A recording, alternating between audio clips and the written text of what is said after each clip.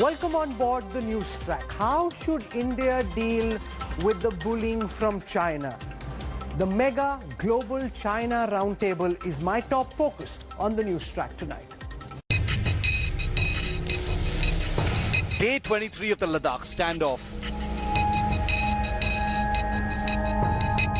India talks tough.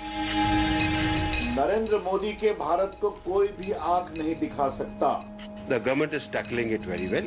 There is no requirement to raise passions. We need to be vigilant, but we need not panic at all. China strikes a conciliatory note. And we should correctly view our differences and never let the differences shadow the overall situation of bilateral cooperation. Donald Trump offers mediation. Will tensions be diffused? The Modi government today hit out very strongly against unprovoked aggression from the Chinese government.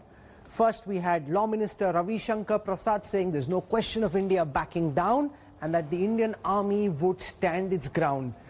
The strong posture taken by the Indian government and the Indian military saw Beijing change its stance towards the middle of the day, when the Chinese ambassador gave an interview saying that there would be enough room for diplomacy and some way would be found to try and ensure that there's a diplomatic solution to the problem that we're seeing currently in Ladakh. On the news track tonight, I will do a deep dive with a first-class global roundtable, top experts joining me on how India should deal with Chinese bullying. But before that, let me take you through all the action on a day when India stared the dragon in the face and ensured that the Chinese ambassador in India would concede that there was space for a diplomatic solution. Here's our lead story. 23 days into the India-China standoff in eastern Ladakh, the Narendra Modi government has conducted its most detailed strategy meetings. Over the last 24 hours, the country's top leadership has mounted the most crucial series of discussions on resolving India's most serious military face-off since Doklam. Things kicked off today with the Army Commanders Conference, where Army Chief General Manoj Naravane, recently returned from Ladakh, will hold a detailed 3-day review of the Ladakh standoff. General Naravane has spent the last 24 hours in a series of meetings, first with Defence Minister Rajnath Singh and then with Prime Minister Narendra Modi. India's Ladakh strategy is simple and will fuel India's continuing defence of its territory. The first signal is that India will not stop infrastructure and road building in Ladakh. The perceived trigger for the current standoff aside, India will not be deterred from development work. They would like to divert attention. They would also like to divert attention from South China Sea. They would like to divert attention from all the trade problems that they're having. And this is not going to affect our road construction in that area or anywhere? No. It is not going to affect road construction. It is not going to affect the way we are deployed. It is not going to affect anything at all. The second signal is that the army will hold its ground and deploy all force numbers necessary to defend and deter Chinese aggression. It is true that the border events indicate or clearly betray renewed aggression on the Chinese side. I do admit it is a fact. While border clashes are normal, there is a greater aggression in the last incidents in last couple of weeks. The third crucial signal is that India is fully committed to resolving the standoff through talks at various levels, but commitment to peaceful talks doesn't mean the military doesn't have 100% political backing on the ground. Our aim is to defend our territory and sovereignty. Indian Army is a professional army, it will be able to do that. But notwithstanding that, we don't want to escalate the issue, we want to find a peaceful solution to this. A top-level briefing outlining outcomes and scenarios was also discussed with the Prime Minister yesterday, with the Army Chief bringing his commanders up to speed today. The biannual Army Commanders Conference was supposed to take place in April but got postponed due to the COVID-19 lockdown. And now this meet is taking place at a time when there are confrontations with China. even though that's not the only thing on the agenda, but operations at the line of actual control will definitely be part of the discussion. 23 days and counting, can the Modi government calm tensions and bring the Ladakh situation back to normal? With Manjeet Negi and Abhishek Bhalla in Delhi, Bureau Report, India Today. The coronavirus pandemic has shaken the existing global order. It has accelerated America's insular turn and opened what China seems to believe is a window of opportunity to press its claim of having arrived as a major world power.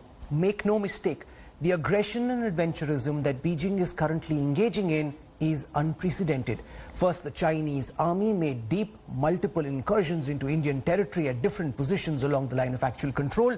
Simultaneously, Beijing is pushing new laws which threaten the constitutional idea of one nation, two systems in Hong Kong. And then there is the ever-increasing pressure being applied on Taiwan. How should India deal with the increasing aggression, adventurism and irresponsible behavior of China? What is the best strategy for Delhi to contain Beijing? Can China's rise be managed peacefully, or is a clash inevitable? To discuss these key questions and more, I'm joined on the special edition of News Track by the most high-powered panel of top foreign policy experts you are going to hear on this subject. I would like to start by introducing Dr. Shashi Tharoor, a third-time Member of Parliament in the Lok Sabha and Chairperson of the Parliamentary Standing Committee on External Affairs. Dr. Tharoor has been the Minister of State for External Affairs, before which he spent nearly 3 decades at the United Nations. General Bikram Singh is the former Chief of the Indian Army Staff. He's one of India's most decorated military strategists. He has served 3 tenures with the United Nations, and during his long command, he's dealt extensively with the Chinese army. Michael Pillsbury is a best-selling author and director of the Center on Chinese Strategy at the Hudson Institute in Washington, D.C. He's the author of the acclaimed book, The 100-Year Marathon, China's Secret Strategy to Replace America as the Global Superpower. Michael Pillsbury is an advisor to U.S. President Donald Trump and is cited internationally as America's top expert on China. My last guest is making his first appearance on India Today. Kishore Mahbubani is one of the most distinguished Asian diplomats. He's been the former president of the United Nations Security Council. He's been the dean of the National University of Singapore's Lee Kuan Yew School of Public Policy. He's the author of the provocative new book, Has China Won? The Chinese Challenge to American Primacy. Since what we are dealing with at this moment is a military standoff, I want to start this discussion by asking General Bikram Singh to share with our viewers his interpretation about the strategic design at play in China's deep incursion into Indian territory. General Bikram, welcome. Well, Rahul, firstly, thank you for having me on this panel. As regards the incursions, the transgressions in Eastern Ladakh area is concerned, I think given the indicators that have come till now, I don't think we should be drawing too many deductions into it. But yes, let's face it, China today is definitely in a tight spot, given its economy, given the internal dimensions where the leadership is being questioned, the chorus, the world chorus in terms of, which is seeking a probe into the pandemic. You brought out about Hong Kong, Taiwan intransigence. All these things are actually playing on the mind of the Chinese leadership. But I would not at this juncture, say that perhaps this is on account of that. We've had transgressions earlier. We've had face-offs earlier. And let me tell you, we have very robust mechanisms in place which have actually been created in terms of the treaty, the agreement of 1993, 1995, 2005, and the Border Defense Cooperation Agreement of 2013. I do not feel that perhaps the entire situation will snowball into something which is far more uglier. It will be handled. It will take time. How much time it will take, it will be contingent on the purpose for which these transgressions were launched. If they were launched with some purpose, perhaps to address the domestic audience or to divert the attention, then perhaps the time would depend at what stage China feels they've been able to achieve the aim. Okay. But I personally feel that at this juncture, if we maintain our cool, we let the diplomats, do their job, we continue with the rules of engagement which are prescribed, the military remains firm on ground, which it is, I think time will soon come when this entire phase-2 face-off will get resolved. So let's try and delve into the purpose behind the Chinese incursion. I just want to make clear that Dr. Tharoor here is speaking in his capacity as a top former diplomat and international author and thinker, not so much as a Congress politician. So hopefully that will liberate him and allow him to speak in the manner he wants to. Dr. Tharoor, what's your reading of the signals China is trying to send while intruding as deeply as it has into Indian territory?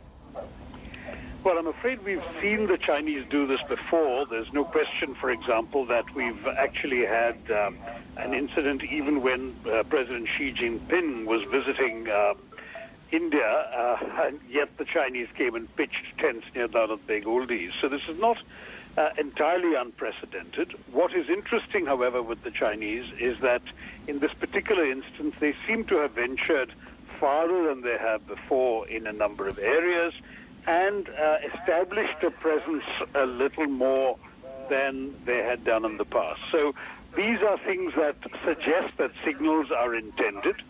We don't know what those signals are. We don't know why now and how far they're prepared to go. One interesting development is that the Foreign Ministry spokesman in Beijing has once again indicated that talks are on and the situation is stable and there's nothing to worry about, which suggests that they are not at this point pushing to escalate it beyond a point where the matter can be under control. But from India's point of view, there's a repeated pattern over a long time of the Chinese doing things to throw India off balance.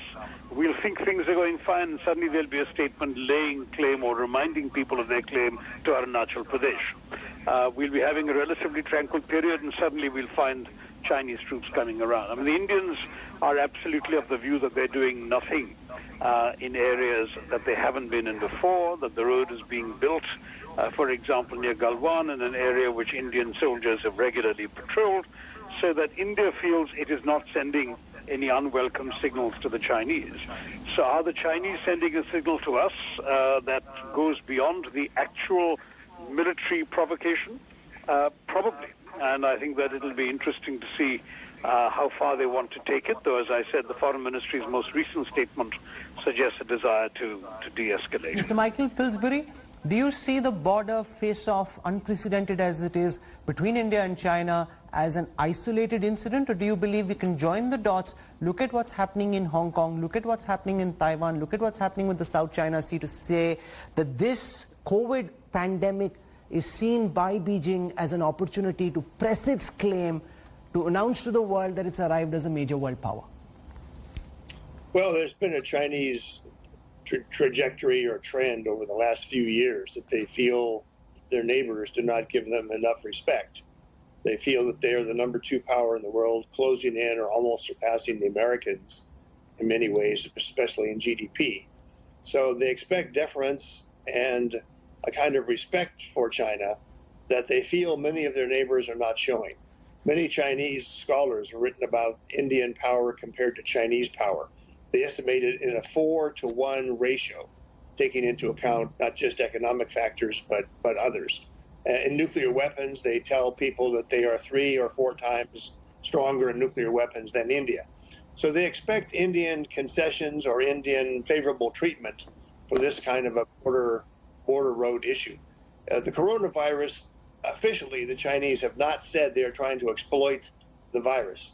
Many people suspect that, but I see a longer-term trend that they really want deference and maybe even a return to the old tribute system, where the neighbors of China trade with China and make money, but they also must bow down and put their foreheads on the floor 3 times before the emperor. Kishore, Mahbubani, your new book is called Has China Won? Michael Pillsbury makes a very important point that China seeks deference, seeks favorable treatment, and maybe wants all its neighbors to bow and say, we acknowledge you, Emperor. Is that really what Beijing seems to be doing at this moment, sir? Well, there is absolutely no doubt. I think Michael Pillsbury is right. China is emerging as the world's new great superpower, and it can well surpass the number 1. And it definitely creates a new global chemistry. But, you know, when I heard you earlier comparing the Indian territorial dispute with what's happening in Hong Kong and Taiwan, I was a bit surprised because I just want to remind you that, you know, many years ago, President John F. Kennedy and Prime Minister Harold Macmillan wrote a letter to Prime Minister Jawaharlal Nehru and said, please don't invade Goa. And of course, as you know, Prime Minister Nehru did the right thing. He said, excuse me, this is Indian territory seized by a colonial power, and I will take it back. And Prime Minister Nehru did the right thing and took Goa back. Similarly, Hong Kong is a piece of Chinese territory that was seized by the British. And the Chinese are now saying they'll take it back. Now, they of course agreed to take it back slowly over 50 years. But when Hong Kong and Taiwan are considered part of China, the territorial dispute is very different. And I certainly won't compare the two. But the biggest point I want to make to you is that actually the geopolitical contest between US and China, which I document in my book as China One, will definitely get worse in the next 10 to 20 years. But it creates a geopolitical sweet spot for India. It creates a tremendous geopolitical opportunity for India in the same way that Henry Kissinger and Richard Nixon used the Sino-Soviet conflict to enhance America's position by making sure that they played off China against the Soviet Union, and they succeeded. So this today, the contest between US and China presents India the same kind of geopolitical opportunity, but it requires a certain degree of geopolitical cunning and a certain kind of geopolitical pragmatism. So I would say that you are right to point out all the threats that are coming India's way. You should also highlight the opportunities that are coming India's way. So let's build on this, and I'll start with Michael Pillsbury. Is it a geopolitical migraine for India, China's increasing military and economic rise, or, as Kishore Mahbubani suggests, it could be a geopolitical sweet spot with India having the ability to play off China versus the United States? It hasn't happened so far. That's the area he's hoping India can build on. No, I think Kishore Mahbubani has given India very good advice that the relationship between America and China is changing over the next 10 or 20 years. This is an opportunity for creative Indian diplomacy. The problem is that whenever I visit New Delhi, I find the same debate in Delhi as I do back in Washington, D.C. about China's long-term goals and ambitions. I hate to use these words, but no better term than to say the panda huggers versus the sort of hardliners on China. And India seems to be paralyzed by this debate. A lot of Indian military people still love Russia more than America. And so they would rather focus more on Pakistan and not think about China. This is the obstacle in Delhi to taking up Kishore Mahbubani's idea that this is a sweet spot for India. I think he's giving good advice, but whether the debate in Delhi will come out in favor of the Mahbubani plan, I have my doubts. I think that India is much more better advised, at least by me personally. Try to strengthen your GDP growth rate. Try to become a major economic power in technology, software, 5G. Follow the Chinese plan, if you can, to make yourself super strong in your overall power and not worry so much about the diplomatic sweet spot. Dr. Tharoor, the only country that has the potential to narrow its gap with China over the next 10-15 years is India. We are building border infrastructure. China has huge infrastructure asymmetry on its side of the line of actual control. We are trying to build our infrastructure, but China continues to try and prevent us from doing so. There are two options. One is put your head down, do what China did when the Cold War was going on between the Soviet Union and the USA, or do you think that it's impossible because China is continuously trying to poke, provoke and destabilize India by keeping India on the edge? Right. Well, both of those, ironically. Let me say that I'm no longer chairing the External Affairs Committee, but as chairman, I did lead my committee to the border areas, and we did submit a report to Parliament that pointed out precisely what you've done, that we've said that the border infrastructure was woeful and needed significant improvement. And we threw the weight of the Parliament behind extra expenditure in order to take care of that. And I think it's time we started doing much more to permit us the kind of mobility on our side that the Chinese enjoy on theirs. Having said that, I think we do need to step back a bit and look at the larger, bigger picture. There have always been three options available in this potential new Cold War. to India. One is to align itself with the U.S. side, go along, develop the Quad, play a significant role of trying to contain Chinese influence, that entire strategy. The second possibility is the opposite. Reject the American blandishments, turn to the Chinese, get 5G from them, get them to invest in the Indian economy, pour in some of their surplus billions our way, etc.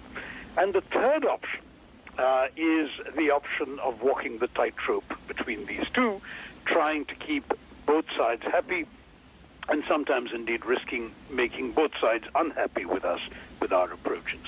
I think that third option is what successive Indian governments have been trying, but recently I would have to say that the results appear to be diminishing ones. That is that we're seeing, for example, that the Chinese have not given an inch to India on anything that particularly mattered to us, from entry into the nuclear suppliers group, China continued to block, to the many years of a veto on blacklisting Masood Azhar at the United Nations, which they finally lifted in a very trivial gesture rather late in the day, late last year.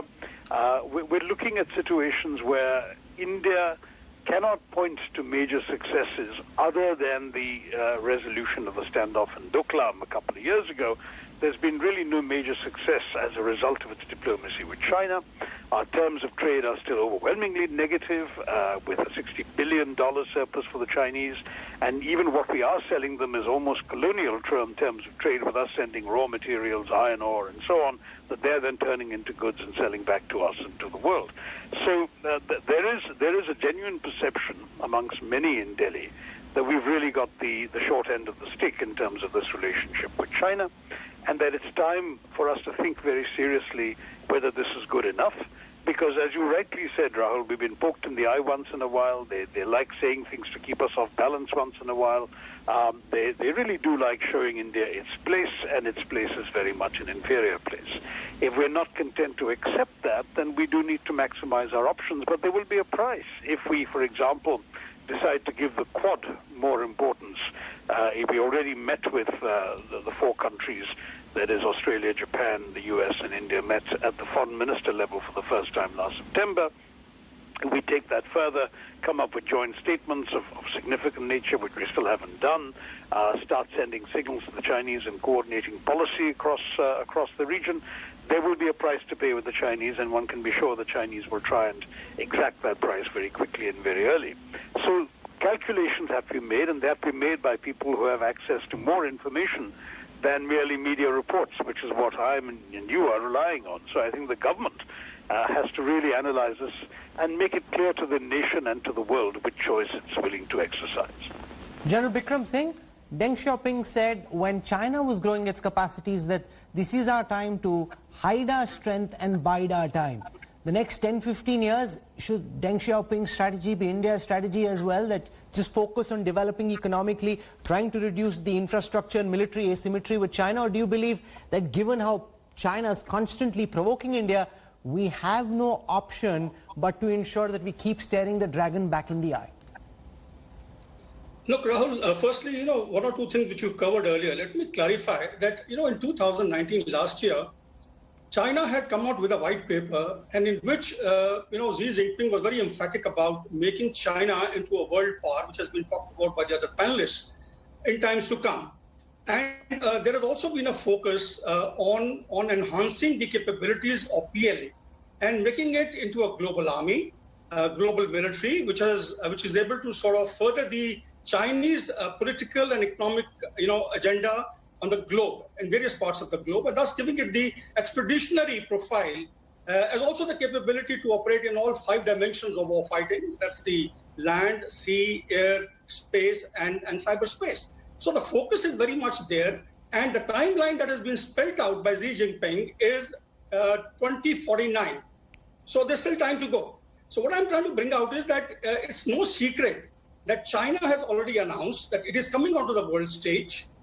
It is going to be a global power. And China, not only its media, but its diplomats, its institutions, its students in various parts of the world are already promoting the Chinese style of governance. they are trying to prove that this is far better than any other style of governance. And of course, Russia has been supporting this particular cause. Of course, there are certain hiccups in that regard as well. But let's face it that China has already embarked upon becoming a global power, but that does not actually stop us from doing what we have to do. Now, let me just cover from the military point of view. Firstly, at the tactical level, I think we need to continue what we are doing. And of course, respect the rules of engagement which have been laid down to ensure we do not up the ante for any rhyme or reason. Yet, we must have the capability to look into the eye of the adversary. And why not? Let's be very clear. Indian Army is no more the army of 1962. And that was proven in 1967. Thereafter, let me tell you, having commanded Eastern Command and having been the chief, we have enough resources today to safeguard our defensive interests as far as China is concerned. We got adequate defensive layout. The combat power is very much over there. But yes, perhaps we need to expedite the Mountain Strike Corps or whatever format it is acquiring now to ensure that we are able to have strategically balanced military power to deal with China. And a point came up earlier from one of the panelists who said that perhaps our focus continues to remain on Pakistan. No, I'm sorry. Times have changed. Things have changed. We are today focused towards the northern borders, of course, keeping an eye on our western borders as well.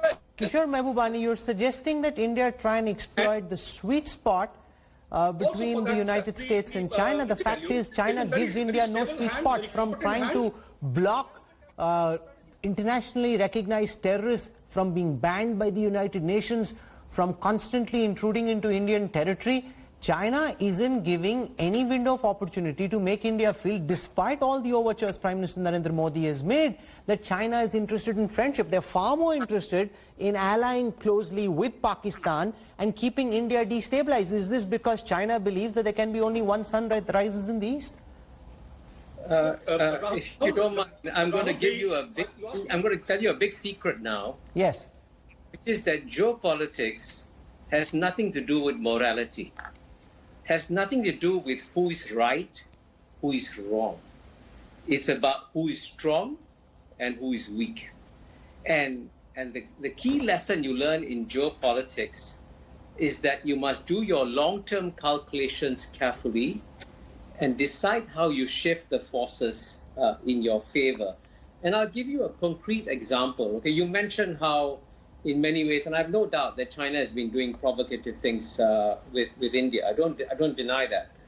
But at the same time, if you remember that after the United States recognized Beijing and recognized the People's Republic of China as the legitimate government of all of China, including Taiwan, what did the United States do after that?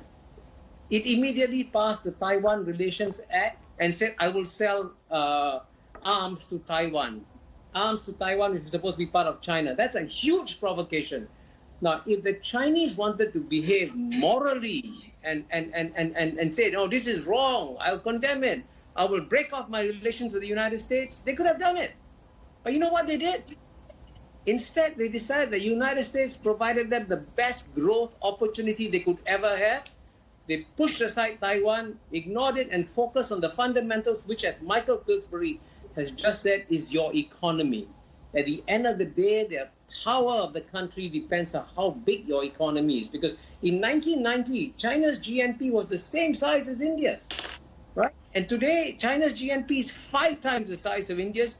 And why is it 5 times the size of India? Because the Chinese cleverly used the United States market and grew and joined the WTO and decided, okay, now that we have the economic power, we can do what we want to do. It gives them much more freedom of action. So geopolitics, don't argue about who's right, who's wrong. Argue about who's strong and who's weak. And at the end of the day, that's the most important factor. Dr. Tharoor, would you agree with this contention that don't get into an ego battle along the border, do what you must, but exploit China's economy because that offers great growth opportunity? India has recently put caps on Chinese investment coming into India, which now need to be routed through the government, which makes it more cumbersome than the normal automatic route. That's right. Kishore Mahbubani suggests exploit the Chinese market, grow by leveraging what the Chinese economy has to offer.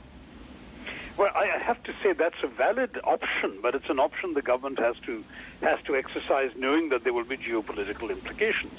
I mean, one argument that we made in our External Affairs Committee report at the time was that if we encourage Chinese investment in India, we give them such a large economic stake in the country that they will have, if you like, a disincentive for any military adventurism.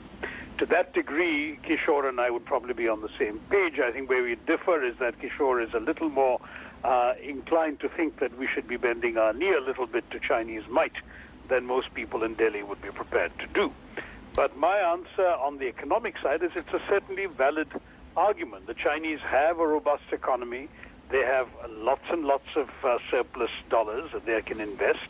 And if we say come in, you may remember that the Modi government began its first term by lifting the restrictions that had been placed by the UPA government. We had banned the Chinese from certain sensitive areas like telecoms and ports. And the Modi government lifted that restriction, so China can come in and invest anywhere. So what they've done now is a U-turn from a U-turn they had previously taken on the UPA government policy. And now they're saying not just sensitive investments, but any investments will require prior clearance.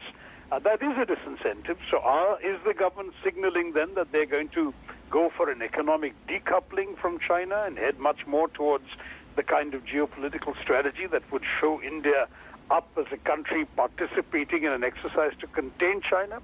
This is a choice the government must make very clearly. They can't keep having it both ways very easily.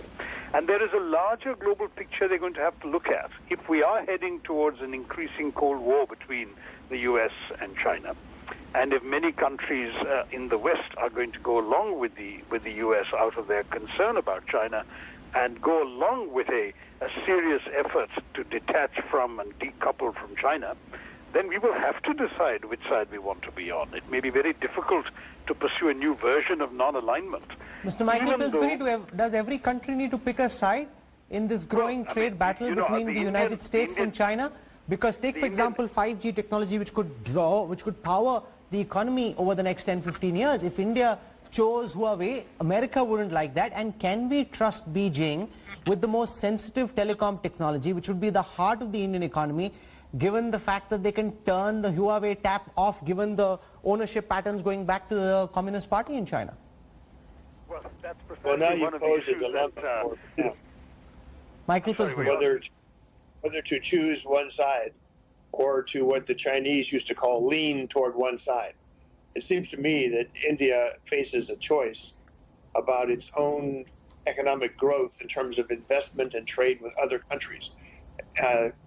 I'll tell you a secret about U.S.-China relations. We decided 40 years ago in Washington, and Beijing took the initiative to do this, our greatest economic partner would be China. We've invested more than 20 times more in China than India. Our trade with China is much greater. Our technology sharing with China is much greater than with India. President Trump has said correctly many, many times, we built India. This is a very complex decision the Americans made. It's possible India could benefit in the next 20 years far more than China if it leans toward the side of America. But so far, I do not see this. So far, I see this deep love for non-alignment, which is. But you do realize, Mr. Pillsbury, how difficult it is to engage with your mercurial president. I think he likes India quite a bit. I think that's behind his offer just a few hours ago to be helpful in your relations with India, to arbitrate or mediate or whatever you like. So I think you have an advantage in President Trump as someone who really loves India, and not just your prime minister, but your whole country. Dr. Tharoor, can President Trump and the United States be trusted to be fully on board with India in the case of an eventual confrontation of some nature with Beijing, or is this a battle that India really needs to fight by itself? Well, in the end, we have to do everything ultimately on our own steam and make our own decisions. There is absolutely no doubt, however, that as far as the U.S. administration is concerned, that we have a somewhat more mercurial president than we've had in the past. President Trump will one day say wonderful things about India, the next day want to threaten sanctions against us over Harley-Davidson motorcycles. One day he comes here and has a bromance going with our Prime Minister, and the next day he's talking about a trade war with India on issues that to us would seem trivial to the U.S. economy. So there are inconsistencies, and because President Trump is terribly transactional in what he wants, what he demands, what he likes to show the public that he's got, it becomes particularly challenging for India each time to be seen in America as having given America what it wants, because after all, we too are a democracy, and we do need to tell our people that we've got something out of it for our people, which we're not often getting. I think this question may be academic after November if President Trump doesn't make it for re-election. If he does, and he's in charge for the next 4 years, it's certainly an important consideration. I mean, Mr. Pillsbury's point about investing in India is an extremely important and challenging one, which is that both the U.S. and the Chinese have the capacity to bring in absolutely game-changing investments into India. Which one has the will? In the case of the U.S., there have been many American companies make their own decisions. They're not led by the administration. In the case of China, the administration, the government has a little more influence. In the case of America, they do need a lot of changes in our internal economic approaches that our government, despite its rhetoric, has not been able to deliver.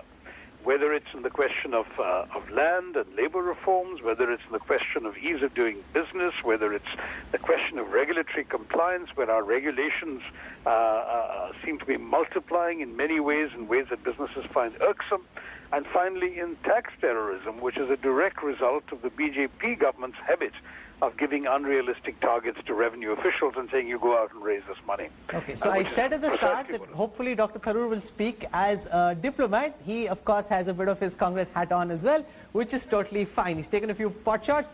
We'll get the government to respond to that later. But, Kishore, Mahbubani, the problem with the approach that you're advocating is that China doesn't seem interested in having a relationship with an India that it considers its equal. It wants us to doff our hat, bend our knee, and somehow be subservient to China's interests. And that, for 1.4 billion people, sir, is simply unacceptable. Well, you know, earlier on, Shashi suggested that my recommendation was that India should bend its knee towards China. That's not my recommendation at all.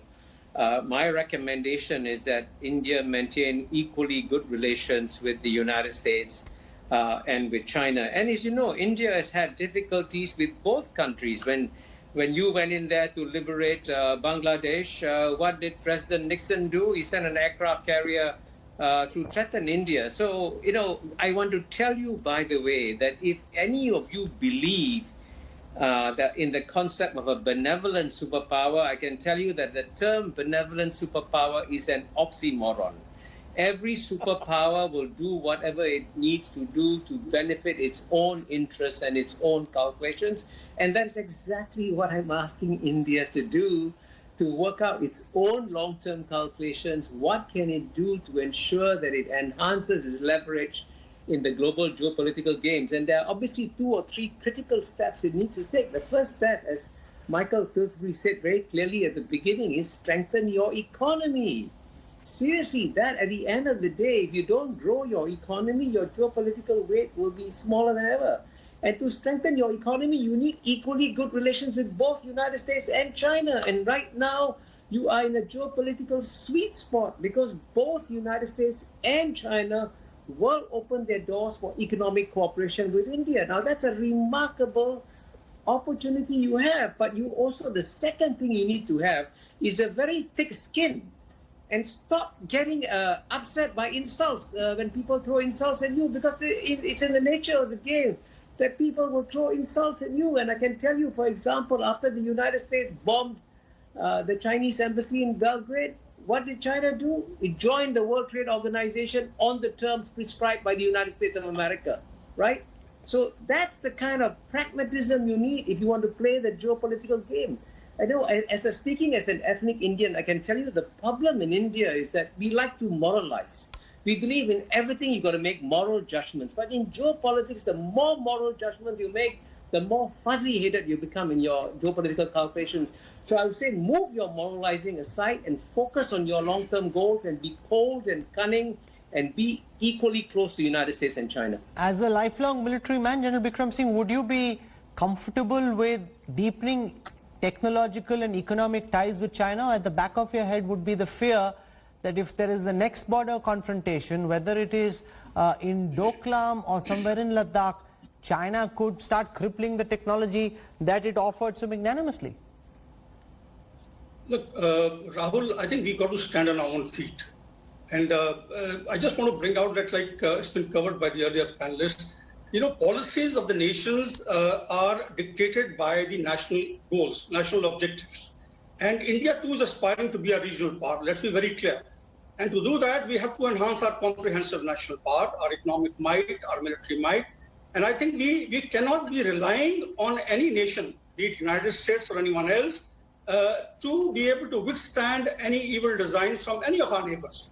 From that point of view, we've got to stand on our own feet. Now, as far as the other thing, of course, is let's be very clear. As a military man, I would say hope is not a strategy. You've got to evolve a military strategy to ensure that if something happens along the northern borders, we should be well placed. And that I brought out earlier, we are well placed as far as our offensive potential is concerned. From that point of view, we need not worry. But yes, in the interim, should the conflict spiral into something very serious, then perhaps we got to bind to balance the military part in the region. And for that, there has been a strategic partnership with the United States. But to what extent that would materialize is a moot point. I'll be very honest with you, given the inconsistencies of the United States, its behavior in the past, its history, its handling of the NATO. I wonder to what extent actually US That's a superb question to put to Michael Pillsbury, who's advocating that India deepen ties with the United States. Given how the United States under President Trump is turning its back on its own allies, you're asking India to deepen strategic ties. People in India will say he can't take care of his existing friends. What's the guarantee he'll take care of us later? Well, perhaps Vikram is being a little too harsh on the Americans. I would say that when Americans look at Indian armed forces, we see a very proud force, but we see too much dependence on Russian technology. And in particular, the Northern Command ought to have exercises with the Western Command. You should be just any obvious strategic visitor to your country would see, well, you have your forces for Pakistan here, which are favored, where all the exercises take place. Northern Command seems to be somewhat of an orphan. It would seem to me if China is the long-term problem for India, and India wants to stand on its own feet, beefing up Northern Command would be strategically quite important. Then you need the kind of weapons, the kind of technology that would be suitable for your northern frontier. And many critics, not just me, have pointed this out, that your relationship with Russia and your fear of Pakistan seems to dominate your strategic thinking. Going forward, this really helps only the Chinese. Okay, so I'm out of time on this broadcast, but we've had a very, very fascinating conversation. And I want to thank Michael Pillsbury, Kishore, Mahbubani, Dr. Shashi Tharoor, and General Bikram Singh for lighting up this news track discussion with the depth of your insights and experience. Thank you so much for joining us on this special broadcast. Deeply appreciate your time.